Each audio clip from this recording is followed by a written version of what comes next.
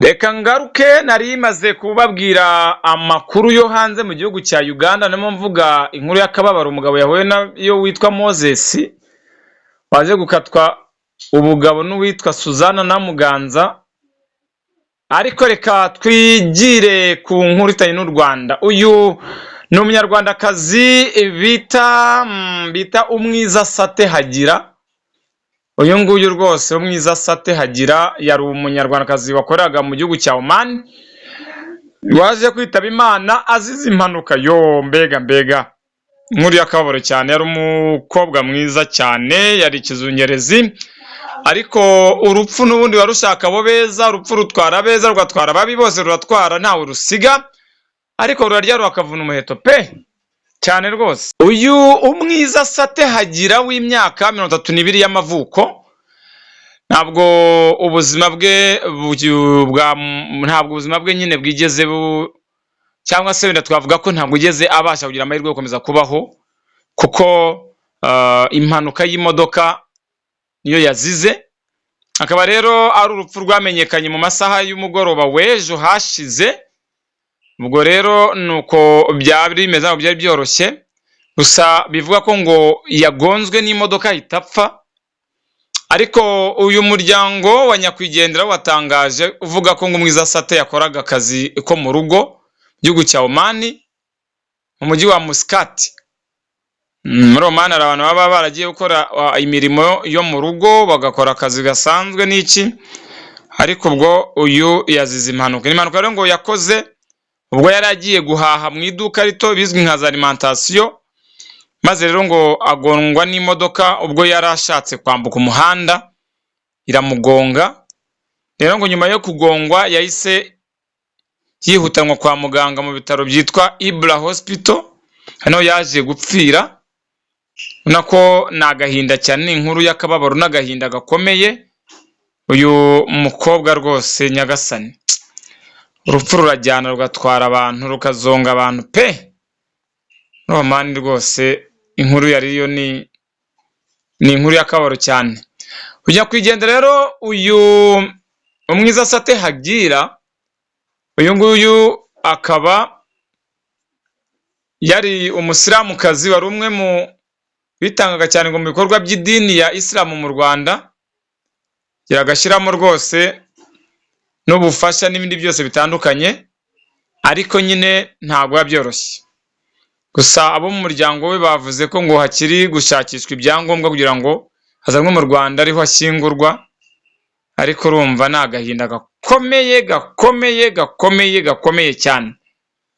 Urupfu ntabwo rujya rugira imiyaga, urupfu ruraza rugatwara. Gusa ariko yahise ajyanwa mu bitaro bya Ibra Hospital, naho yaje gupfira. Urumva ko kugongwa ntiyahise apfira aho ngaho, ahubwo yapfiriye mu bitaro. Gusa nyine nyaboneka sinzi niba cyitwa impanuka. Mugari mu impanuka ngo ziri i Kigali gusa, ziri mu Rwanda gusa, n'ahandi zirahaba. Gusa niba biba biteye agahinda cyane kandi biba binagoye kugira ngo umuntu abyumve, kuko ni ibintu bikomeye cyane. So rero ngayo nguko, ariko reka twanganisha umuryango we hano mu Rwanda, ndetse n'abo bafatanyije kwemera bo muri Islamu, we nabo bakomere cyane, kandi nawe tuvuge twose tumwifurize iruhuko ridashira kandi Imana imwakire mu bayo. Iyo ni inkuru numvishe mu matwi ya kabiri y'abantu uyu munsi, y'abantu bitabye Imana, harimo n'umutoza watoje mu makipe atandukanye yaraza Gatsibo bita Ntirenganya Jean de Dieu. Toje bakiyemo ngo barimo ba Jaberi, abarimo baruboneka Jean Bosco n'abandi, ariko urupfu ntabwo rworoheye abantu pe rwose. Impanuka n'abandi bose bagize ibyago bihangane bakomere. Impanuka zikomeza kugenda zitwara abantu, ubuzima bw'abantu mu buryo bukabije cyane. Reka mbabwire ngo nahanyasoreje rero ubwo ngubwo, mukomeze mubane na Alpha TV Rwanda. Babwire ngo mu karere ka Nyarugenge, mu murenge wa Kigali, mu kagari ka Nyabugogo, mu gace k'ahantu hazwi mu Gatare, hari hari inzu nini irimo amanex menshi, akaba n'igipangu cyagutse gifite pariseri ngari bifuzamo miliyoni 30 kandi amafaranga make cyane. Make cyane rwose. Rero wabagana bakagufasha cyane, ngira ngo ni ibintu byoroshye cyane kandi banatubwira tukabasha kuba twaguhuza na ba nyirayo. Ni ibintu byoroshye cyane. Reka ngushimire wakoze kwa natwe, rero nizere yuko ukomereye rugubwa neza muri gahunda zose urimo kuri uyu wa gatanu. Yes, tubaha ikaze kuri Alpha TVN Rwanda. Turabana n'abafatanyabikorwa batandukanye barimo MUA Insurance, ishami rya Nyabugogo, akaba rero batanga ubwishingizi bwose ku binyabiziga. Ibaherereye Nyabugogo imbere ya banki ya Kigali, bakaba rero wabahamagara kuri telefone igendanwa hariyo 0745453308 cyangwa se 0782167063. Turaza kubana kandi na Lily's Shop, ni iduka ricuruza ibiribwa, bakaba bacuruza detaye bakanaranguza ku giciro kinogeye buri wese. Baherereye mu murenge wa Runda ku Ruyenzi mu isantere. Bahamagare kuri telefone igendanwa 07884848 8713 cyangwa se 0730943894.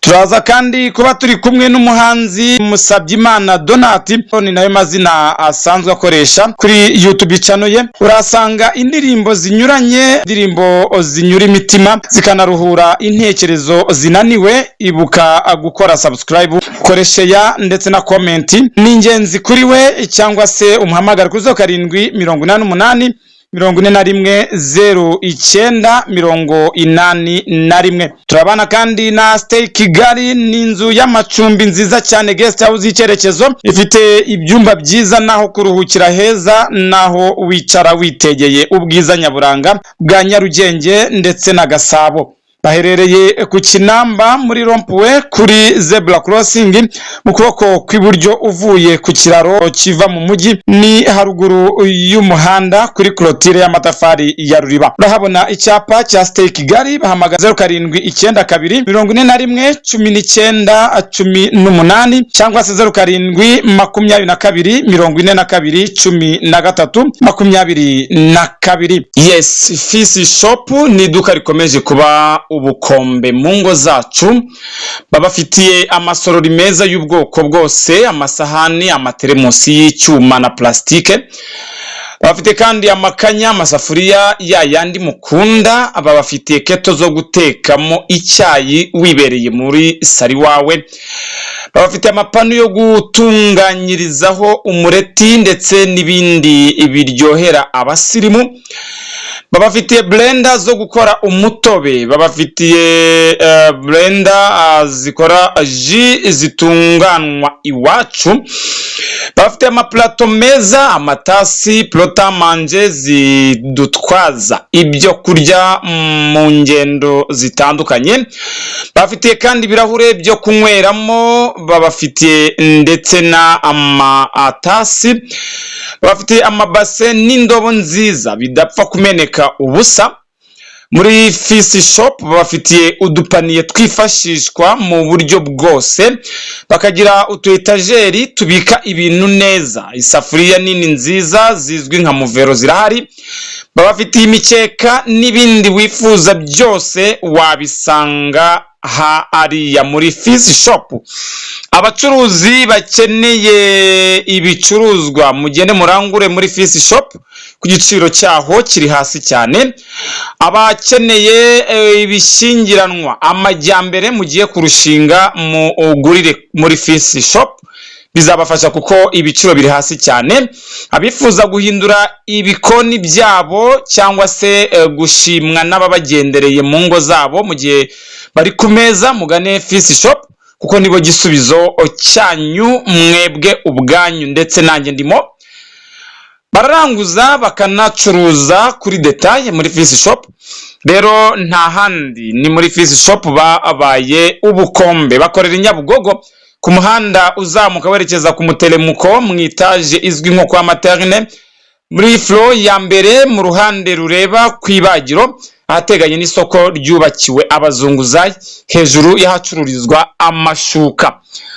Bahamagare kuri telefoni igendanwa ariyo 0788 babikugezeho mu kanya nk'ako guhumbya muri rusange. Fisi Shop rero baje ari igisubizo ku bantu bose babagana. Nawe watugana tukakwamamariza kuri Alpha TVN Rwanda, waduhamagara kuri 0788 kuko turi umunara w'ibisubizo ku bashoramari bose batugannye. Ukeneye ikibanza cyiza, ukeneye inzu yo guturamo ifite igipangu gifite parcelle na annex z'agatangaza, tugana iwacu mu murenge wa Kigali mu karere ka Nyarugenge mu mujyi wa Kigali mu kagari ka Nyabugogo. Tubafite inzu nziza ifite douche na toilette zirenze imwe mu nzu ndetse kandi na parcelle yagutse irimo inzu zikodeshwa imbere mu gipangu nziza. Niba wifuza aho gutura heza witegeye ubwiza bwa Nyarugenge n'imisozi ya Gasabo, Kamonyi na Rulindo, bizafasha umuryango wawe kuba unezerewe cyane. Twitegeye hafi nka Norvège Karama heza hayobotswe na benshi kuko niho dutuye. Ni amafaranga make cyane, miliyoni 60 gusa z'amanyarwanda, nicyo giciro kihabereye. Erega keza karigura mugenzi wanjye. Duhamagare kuri telefoni igendanwa 0788 maze tugutembereze ubwiza bwaho. Icyubahiro cyawe naho tuzi umuryango wawe.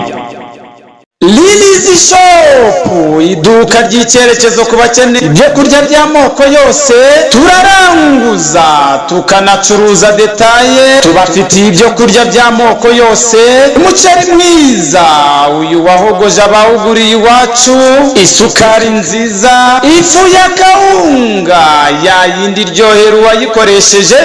Tubafitiye ubugari mwakunze bwo ku buhanda ahazwi nk'igitwe, amakaro na amavuta aryohesha indyo, sauce tomate ya salisa n'ibindi mwakenera hano iwacu. Umwihariko wacu kandi nuko tubafitiye amafu y'ubwoko bwose ndetse n'amafu avangiye hamwe kandi atunganyije neza. Tubafitiye ibyo kunywa, amata meza ndetse n'amazi by'uruganda rw'Inyange. Urahasanga ibikoresho by'isuku, Kotex ku badamu n'abakobwa, Pampers ku bana, papier hygienique ndetse n'ibindi bikoresho by'isuku utasanga ahandi. Dukorera mu isantere ya Ruyenzi ku cyapa cya mbere cya taxi z'imodoka z'igihara ku nyubako nshihari. Iwacu hariranga. Duhamagare kuri telefoni igendanwa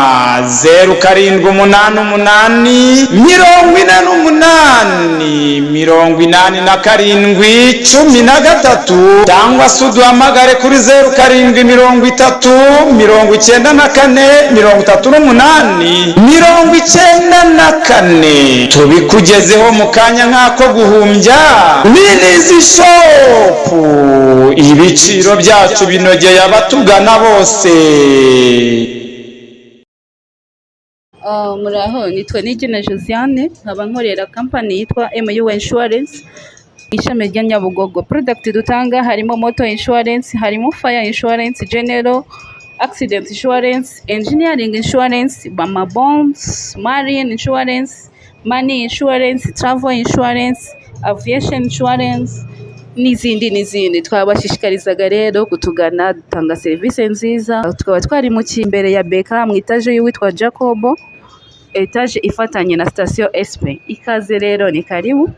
MU Insurance ni ya kera, imaze igihe iri gukora cyane kuko yahinduye izina. Mbere yitwaga Phoenix Insurance, ubu ngubu yitwa MU Insurance. Ikaze bakiriya beza, murakoze.